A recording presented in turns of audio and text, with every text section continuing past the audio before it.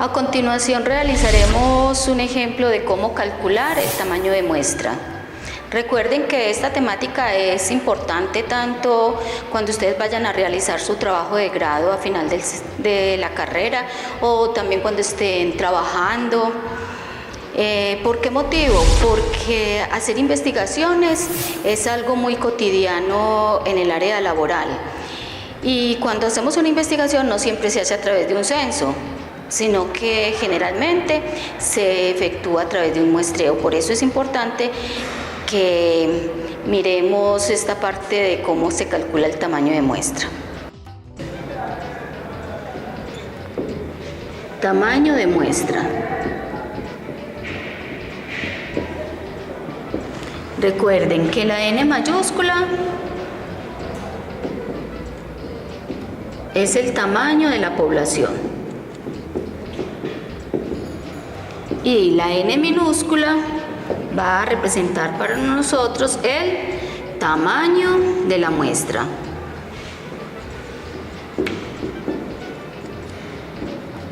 Entonces vamos a aplicar toda la teoría que ya habíamos visto del tamaño de la muestra. N igual a N sub 0 sobre 1 más N sub 0 sobre el N, siendo N sub 0 Z a la 2 por S a la 2 sobre E a la 2.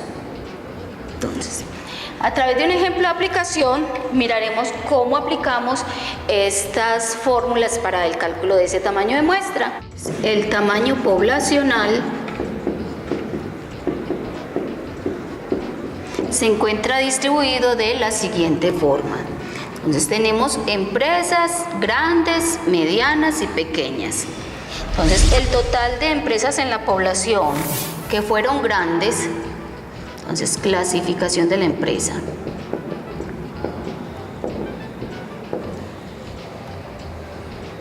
Entonces el total de las empresas grandes, grande, mediana y pequeña.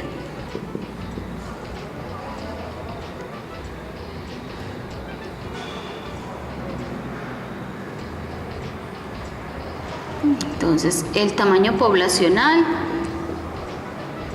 o sea, el número de empresas en la población, número empresas en la población.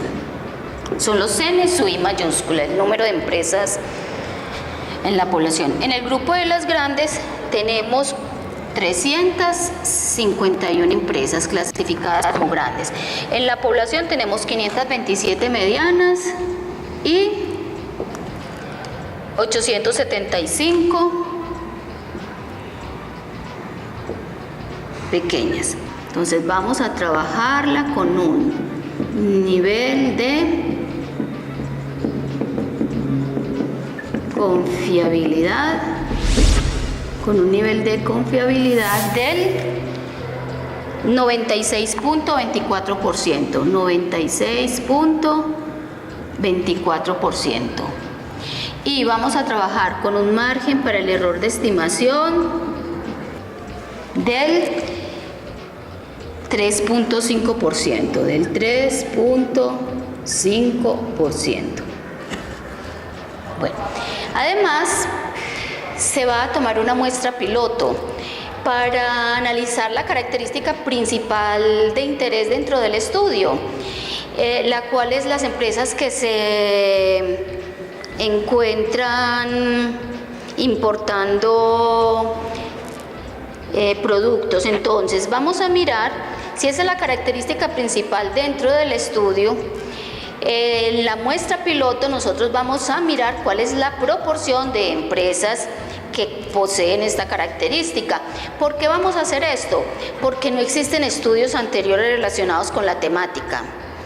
Si no existen estudios anteriores relacionados con la temática, nosotros vimos que podíamos optar o por sacar una muestra piloto o simplemente por asignarle a P y a Q los valores de 0.5 y 0.5. Recuerden que P y Q se encuentra acá, que el S a la 2 es igual a P por Q.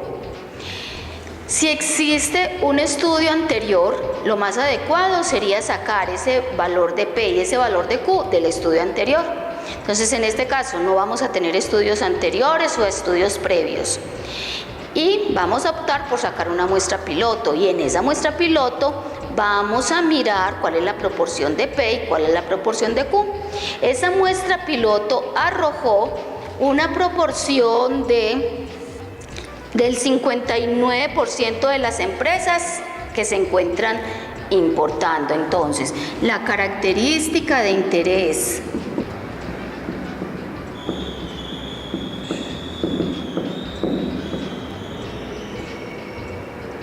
del 59%. Recuerden que cuando vayamos a llevar esta proporción a la fórmula, se escribe sin el símbolo de porcentajes, se divide sobre 100, o sea 0.59. Vamos a mirar unos detalles de esta información. El nivel de confiabilidad, recuerden que lo puede establecer el investigador a criterio propio o también lo puede establecer quien contrate el estudio. Se requiere que este nivel de confiabilidad sea un nivel de confiabilidad alto.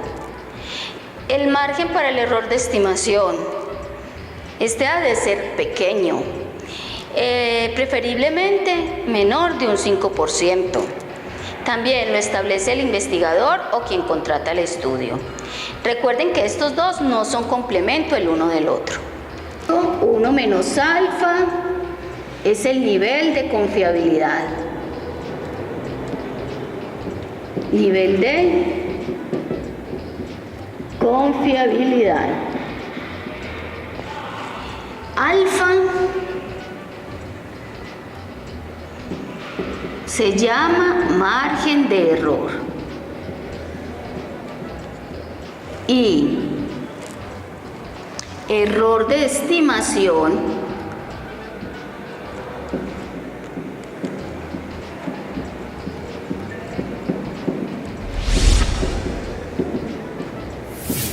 son cosas todas diferentes.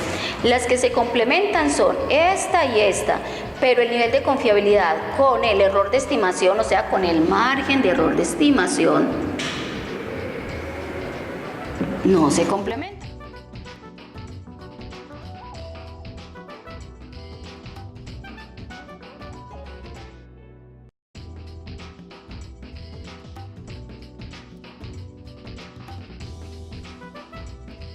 Con este nivel de confiabilidad iniciamos una serie de pasos para poder deducir cuál es el valor de Z que vamos a sacar de la tabla de la normal estandarizada para sustituir acá. Entonces, miremos los pasos. Entonces, recuerden, iniciamos 1 menos alfa es igual a 0,9624. Despejamos el alfa de acá. Recuerden que estos primeros pasos que vamos a hacer los trabajamos con 4 cifras decimales. Entonces, punto 96, 1 menos punto 96 24 es igual a 0,0376. O sea, ¿cuánto hay que restarle a 1 para que nos dé punto 9624? Hay que restarle 0.0376. Luego vamos a calcular alfa medios, o sea, vamos a dividir este resultado sobre 2 y nos da 0,0188. Luego vamos a calcular 1 menos alfa medios, o sea, 1 menos este resultado nos da 0,9812. Entonces, este valor que tenemos acá lo vamos a buscar por dentro de la tabla de la normal. Cuando lo ubiquemos, de ahí deducimos cuál es el valor correspondiente de Z. Recuerden que la tabla de la normal es esta donde encuentran por acá los valores de Z y dentro los valores de probabilidades. Entonces, por dentro vamos a buscar punto 9812, Y cuando lo encontremos, miramos a cuál valor de z corresponde. Recuerden, los z están por acá, por la orilla. Encontramos que corresponde a un z de 2,08. Ya sabemos entonces que este es el valor con el que vamos a trabajar de E. Este es el valor con el que vamos a trabajar de z, ¿en dónde? Acá en esta fórmula. Y el S a la 2 con el que vamos a trabajar es la multiplicación de P por Q. Ya sabemos que la proporción de elementos que poseen la característica de interés fue sacado de la muestra piloto. Esa proporción arrojó un 59%, o sea que la letra P es 0,59. ¿Cómo se sacó eso? Es decir, se cogió la muestra piloto, se le preguntó, se le consultó a cada una de las empresas cuáles se encontraban importando, se hizo el conteo de cuántas y se dividió sobre el total de empresas de la muestra piloto, es decir, se sacó una proporción. O sea, el 59% de las empresas de la muestra piloto se encuentran importando. La letra Q, recuerden que es 1 menos P, o sea, 1 menos 0.59. 1 menos 0.59 nos da 0.41. Por lo tanto, el valor de S a la 2 con el que vamos a trabajar es el resultado de 0.59 por 0.41. S a la 2 es P por Q, porque recuerden que la S es raíz de P por Q. Bueno, entonces el valor de S a la 2 es 0.24. Ya tenemos los datos necesarios. Ahora vamos a sustituir estos resultados, el de S a la 2, el de Z y el de E, los vamos a sustituir acá en N sub 0. Entonces vamos a sustituir Z a la 2. Z a la 2 es 2,08, 2,08 al cuadrado por S a la 2, pero S a la 2 ¿cuánto vale? 0.24. 0.24 sobre E a la 2, o sea, sobre 0.035 al cuadrado. Entonces vamos a efectuar estas operaciones. El N sub 0 lo podemos efectuar con dos cifras decimales, pero recuerden que cuando reemplacemos y sustituyamos en la fórmula definitiva de N, el resultado se debe dar con 0 cifras decimales, porque se trata de un tamaño de muestra, o sea, es decir, de un número de elementos o unidades de investigación que vamos a trabajar. Y ese número es un valor entero, o la muestra nos arroja 50 elementos, o 70, 85, pero nunca el número decimal. El resultado de estas operaciones nos arroja 847.62. 847.62. Ya tenemos también el resultado de N sub 0. Observen, N sub 0, 847,62. Vamos a sustituir este resultado en la fórmula definitiva del tamaño de muestra. N sub 0 es 847.62 sobre 1 más N sub 0 sobre el N mayúscula. 1 más N sub 0, que es 847.62 sobre el N mayúscula, pero el N mayúscula es precisamente nuestro tamaño de población y acá lo tenemos.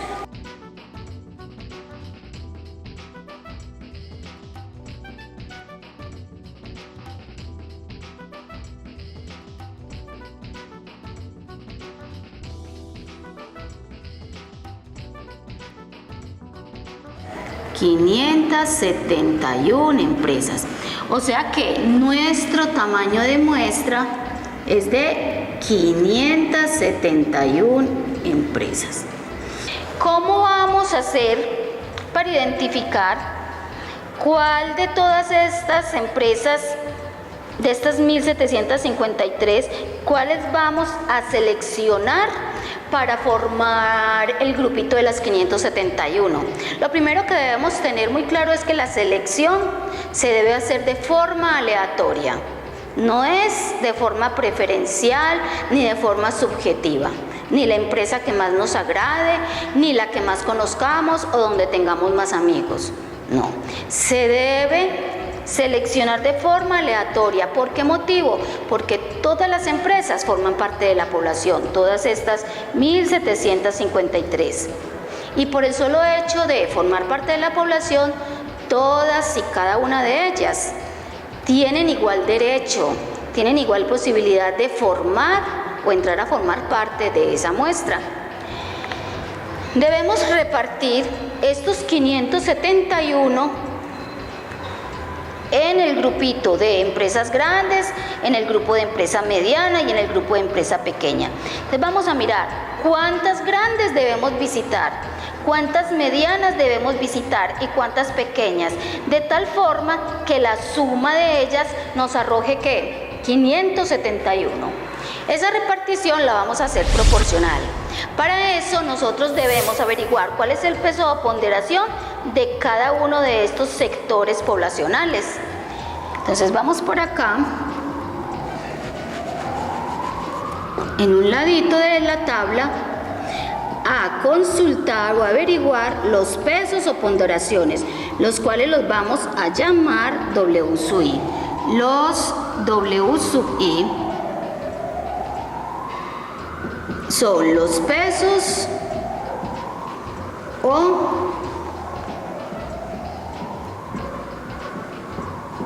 ponderaciones, es decir, el grado de representatividad de cada sector dentro de la población.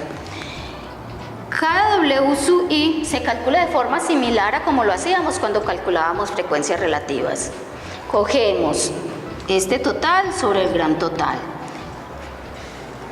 Es decir, cogemos el N sub I sobre el gran total y eso nos va arrojando el resultado de cada uno de los W sub I. 351 dividido 1753. Esto nos da 0,2002.